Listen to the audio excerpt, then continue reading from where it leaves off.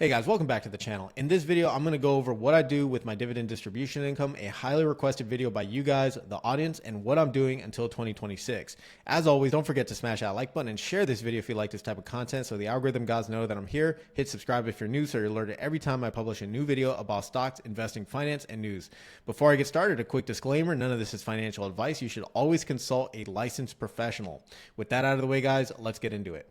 All right, so the number one request that I always get is, what are you doing with your distributions? All right, are you paying down the margin? Are you reinvesting? Are you dripping?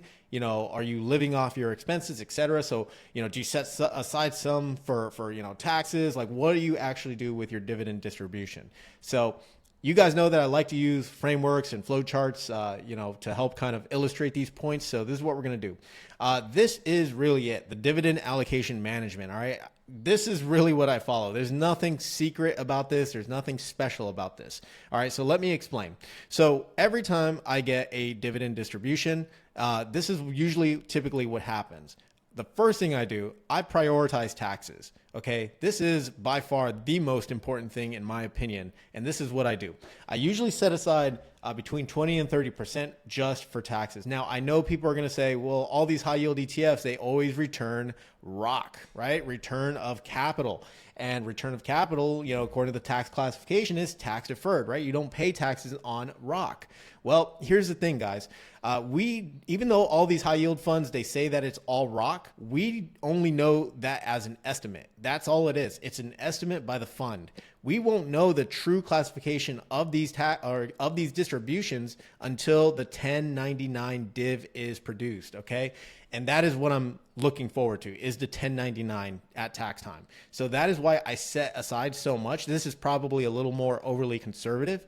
But the IRS, the government can remain solvent longer than I can remain dumb. So I don't like to play with Uncle Sam and his taxes. I will happily pay those taxes. Now, the beauty of this, right? Because this is just a bucket of cash that's just sitting, right? It's just there, it's sitting on the sidelines.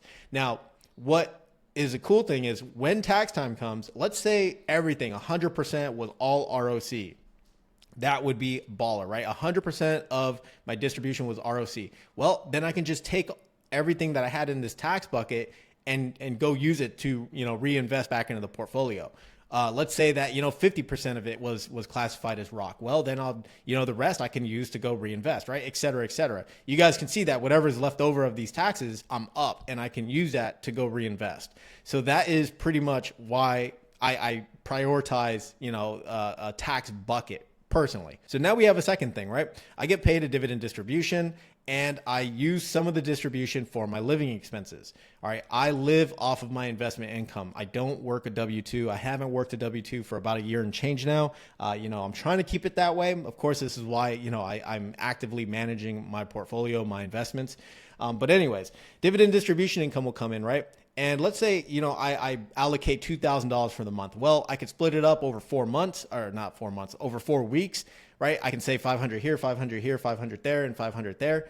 And boom, there's my living expenses. Or I can just take a lump sum, right? I could just take a lump sum from the dividend distribution income to pay off all my living expenses, right, in advance or whatever, right? Credit cards, things like that. So that's just one thing that I could do, or a couple ideas. The other thing is this, right? This is after these are taken care of, is buying power. This is where I use the money to reinvest back into the portfolio.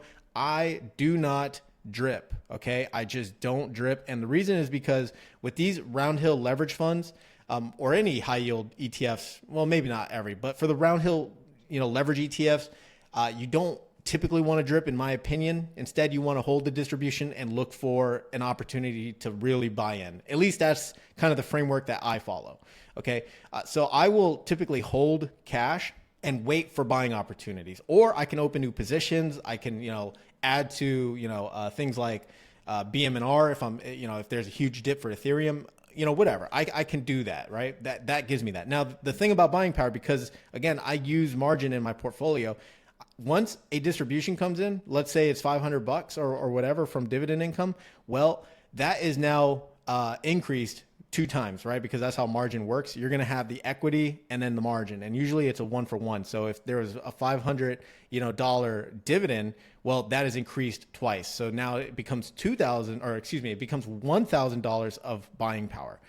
So I can use that buying power, of course, after everything is taken care of, and reinvest it back into the portfolio. Now, the question is, are you paying down the margin, right? That is the ultimate question that a lot of people ask.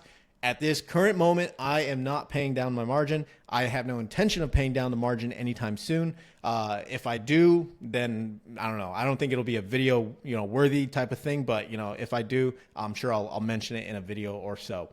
All right, so that is essentially what I do with the dividend distributions. Okay, so I hope that answers a lot of those burning questions. Let's talk about this, because this is going to be the big one, right? What are you actually investing in? Like, what are you doing with your distribution income? Now, a lot of you guys know I follow the core satellite approach. This is not a secret sauce, a secret strategy, or anything like that, or proprietary, nothing like that. This is public domain stuff. You can Google this, all right?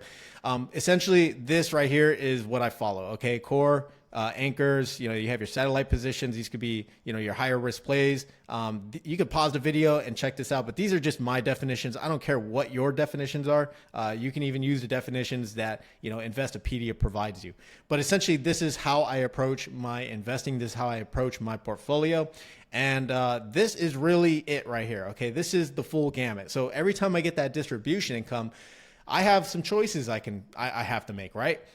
If I want to invest, right? If I want to start a new, position in a high yield ETF, I can do that, right? If I want to add to my core positions, VGT, XPAY, SGOV, or WPAY, I can absolutely do that, right? Or if I want to, buy a thematic or a sector ETF, maybe something like, SMH, or maybe something like QTUM for quantum exposure. Well, I can do that, right? The quantum exposure would be probably more of a satellite, or I can, maybe go try my hand at some speculative stocks, or maybe a dividend capture play, or maybe, try to take advantage of like some bull shares, 2x bull shares riding into earnings or something, right? A swing trade.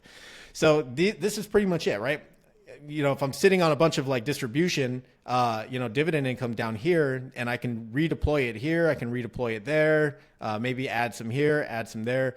Again, usually what I like to do is hold it and then just wait for opportunities. I'm not always the best at doing this. I definitely am impatient. I think some of my, probably earlier followers, subscribers, people who've been following the journey will definitely see that I can be impatient and I make mistakes. So that is, again, just something I'm aware of, right? But anyways, right now, this is the portfolio kind of composition. I have 47.5% to the cores. Here's 29.3% of the high yield stuff, the crypto exposure, a thematic sector ETF, SMH for me. And then, I have some in some speculative plays, like penny stocks or dividend swing trades. I don't really do, I don't do the dividend capture plays. I'm talking more like swing trades, right? So that is pretty much my portfolio allocation. All right, let's talk about what I'm doing for the rest of the year. And again, guys, you guys can have your own theses, everything else. This will sound like FUD. It absolutely probably is, right? I have no idea. I have nothing to gain from sharing this with you guys. I am simply just sharing my own thoughts, my own theses with this stuff. Okay, so let's go into it. Okay, so what I'm doing, or what my focus until 2026, what, kind of I'm focused on as far as using that distribution income, using that buying power. Well, over these last couple of weeks, we learned some really hard lessons, right? Thankfully, nothing too bad, nothing too dramatic. But I learned that I am way too exposed to high beta names, things like Palantir, Robinhood, MSTR, BMNR, etc. Right? That accounted for most of the paper losses I had during the correction, during the downturn over these last couple of weeks. Meanwhile, my cores, which were index-based or broadly diversified ETFs, they didn't even feel much of anything. All right, and I've talked about this in my previous videos, and I've talked about adding more to growth plays in previous videos as well, right? They're just, unless there's like some severe sell-off, something like a Liberation Day or just a prolonged, downturn, a lot of selling pressure over many, many months. I don't think the cores will actually be that impacted All right. But WPAY is a wild card in all of this. Okay. Yes, it does provide high distribution income. It could just be, a satellite position in your portfolio, right? It could count as both. I count it as a core personally, right? It's equal weighted Mag 7 exposure plus other holdings. It can recover, but it also has drag depending on the underliers added or the underlying price action. So that is why I consider WPAY more of a wild card in the course, because again, it has a lot going for it. Now, the way ahead for me and what I'm focused on, all right, I am comfortable with the amount of distribution income levels that I have, right, on paper. If you guys use Snowball Analytics, you guys know that Snowball will kind of project 12 months into the future what your distribution income will look like. I'm fine with what I am making, quote unquote, on paper, right? But if I see, some of my satellite positions, if opportunities present themselves, and I'll probably add to those. But those will be for just real red days, right? Outside of that, I am allocating a lot more to the cores, VGT for me, XPAY for me, SGOV. Okay. Now for a lot of people, I know they're going to be like, what the heck? Why would you be adding to SGOV, right? You're in a margin account. What the heck is the point of that? SGOV it only provides, like a 4% when annualized yield plus interest rates are coming down. So that yield is going to be trash. Those are all right answers, right? And I totally agree with you. But the way I treat SGOV is as a flexible cash position that can be increased during risk on and uncertainty, right? And I could draw it down on it during when opportunities or dips present themselves, right? It's also added as portfolio buffer, right, for a margined portfolio. So that is what I use SGOV for. If you guys want a deeper dive on, SGOV and why I include it into my portfolio, you guys can check out this video from a couple of months ago, why I'm buying treasuries now. Shout out to Blair's Portfolio for pioneering this, of course, because he was the first YouTuber I know of that ever talked about this. So I drew a lot of inspiration from his videos to include SGOV when using margin. And it makes sense, right? Will it work during these, a severe correction downturn? Left to be seen. Mathematically, in theory, it does work. But we'll find out, right? So anyways, this video does cover all of that. So anyways, guys, that's pretty much it for me. That's pretty much what I do with my dividend distributions, what I'm looking for towards the end of the year, right? And the reason why, again, I got to pull it back up, right? The reason why I'm going to be allocating more to the cores is because of what just happened, right? We had a huge sell-off in a lot of the momentum names. And even though they're recovering, they're coming back, it's still something that I am taking with me, something I am learning from, right? So, recently, and again, I'm not trying to add to the FUD. I'm not trying to, scare people. You guys can believe whatever you want to believe. This is just what I think is possible come the future, right? Come into next year, right? There's a lot of talk about this AI bubble and what could potentially happen. It's going to pop and everyone's going to lose a lot of money. There's both sides, right? There's the side that says the AI bubble is going to pop. A lot of people are going to lose a lot of money, et cetera. The other side is saying, no, this is not like the dot-com bubble where companies weren't making money. This is, companies that are actually making money and they're just reinvesting into each other, right? And this is known as, the AI circle blank. You guys can fill in that last word, right? But whatever you believe is whatever you believe. This is just what I think. I just want to use this as a data point for my own personal thesis and my own personal investing going forward. All right. So ARK Invest CEO Cathie Wood warns of a potential AI market correction. All right. Not a bubble pop. All right. A reality check is coming. And in this article from Seeking Alpha, it says ARK Invest CEO Cathie Wood on Tuesday dismissed concerns of an AI bubble, but cautioned that AI valuations could face a reality check, i.e. a correction. Wood said that the interest rates begin to rise, there will be a shudder in the market. Now, this I thought was really interesting. We know that interest rates are coming down. We know the money printer is getting turned on, and we're going to hit this super, quantitative easing cycle, right? Money is just going to be flooding into the economy. We'll see how many more rate cuts we get to the end of the year and definitely into next year, right? But as money starts to flood in, what goes up, right? Inflation will go up. We don't know what we don't know. We don't know what's going to happen next year. So I'm just, again, using this as a data point. She, from what I gather, she argues that if, we were to have that happen, interest rates are going to rise, right? And there will be a shudder in the markets. We are going to reach a moment in the next year where the conversation will shift from lower interest rates to rising rates. The closely watched investor said People think innovation and interest rates are inversely correlated. So when interest rates go down, tech goes up. She's saying that that's not true. That's not true over history. I want to disabuse people of that notion, but nonetheless, we think that there will be a reality check. Her remarks come amid worries over rising tech valuations as companies and investors continue to pour funds into the sector.